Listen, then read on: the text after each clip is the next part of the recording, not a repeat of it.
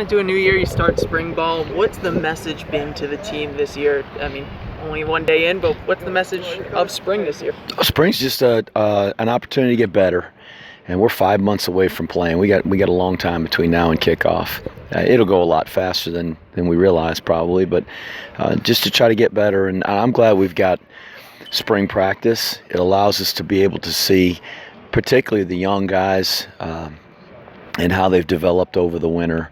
And it really is, it's amazing to see how much a guy transforms in his freshman year in college. Just the difference in the intensity of the weight programs and nutrition and all those things that make a difference. We've had some guys that have gained a lot of weight and a lot of strength, and I'm kind of anxious to see what they look like in a little different body. And just get the timing back and the tempo and have fun and enjoy being out here together and making an investment for what we hope is going to be a great year next fall. Coach, you had a lot of freshmen that you brought in last year. How do they look? How are some of the players emerging as players going into the spring practice? Well, the slot backs in particular, if you just look out there, every single one of those guys, with the exception of St. Hilaire, is a freshman. So that's a young group. Kemper's the only non-freshman at B-back. We call them sophomores now. That's what they are. But he's the only real veteran player we've got. Young at quarterback, Bradshaw and Carter, and Langdon's not out there with the injury he had right now. But a lot of young kids playing. Defensively, it's the same. Those outside linebackers, there's Ackerman and Bailey Wolf. Now Wolf's out for the spring with his injury. Ackerman's going to be a junior.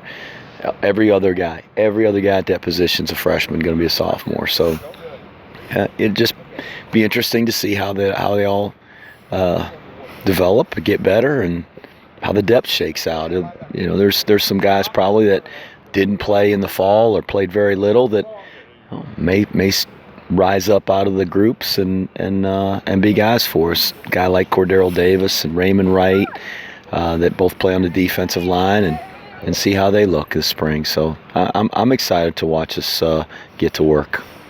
Do you give yourself any kind of a respite after the season, or are you preparing for today, the day after the Navy game? Oh, we took a Christmas vacation, and when the kids went on spring break, the coaches went on spring break. We got to take some time away, but that's my point. Yeah. It's our families deserve that. But we spend a lot of time preparing, and a lot of that time following the last game. I'm sorry. A lot of that's okay. Sorry. That's all right. I want to make sure he's not going to get killed over there. A lot of the time after the last game is spent recruiting. We dive right into it in December, and the NCAA has windows there during recruiting where some activities are allowed and some aren't. Sometimes it's just phone calls, and other times it's travel. But that's very intense during that period, all the way up until the first or through the first couple of weeks of February. And then as soon as that's over, we dive right back into kind of getting a plan together for spring and looking at specific game plans for each opponent. Both our offense and defensive staff traveled to visit some other colleges, and that's pretty common. And it's nice to be able to do that and share ideas and get new ideas, and so that's kind of the way it goes, and it goes pretty quick. It seems like all of us were sitting in that meeting room down there, getting ready for the Army-Navy game. So, with such a young team, are you looking for players to emerge as leaders in the spring? I think we've got some leaders on our team. Jeremy Timpf was voted a captain as a junior, and certainly I think he's capable of doing that.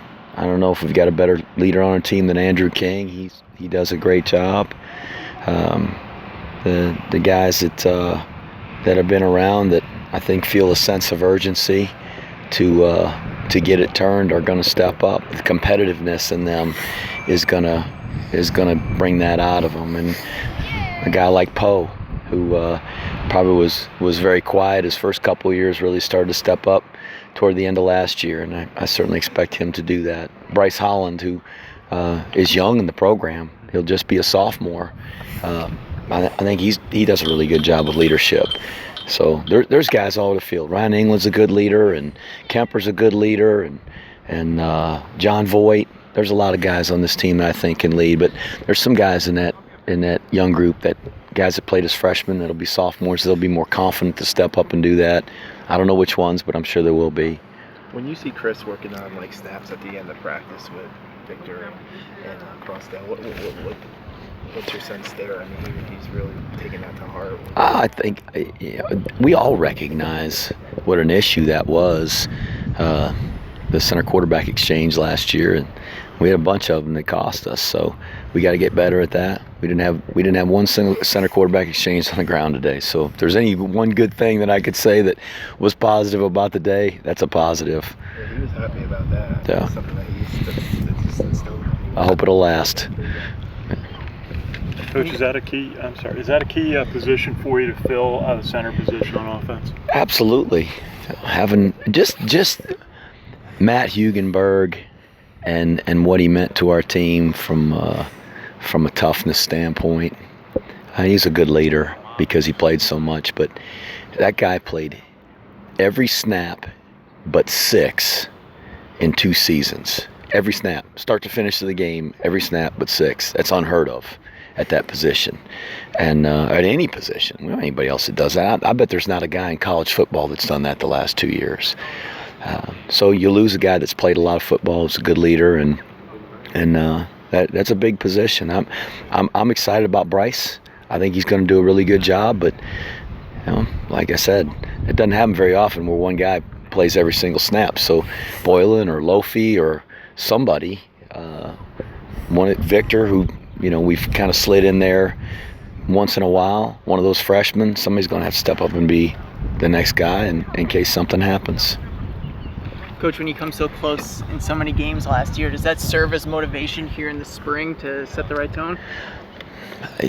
I hope we're motivated regardless of what the outcome was. And the 2015 season's behind us. The only one we can control is the 2016 season. I think what happens when you're in that many close ball games for a young football team or for a bunch of young guys, which we had. We played 24 freshmen in the last football game.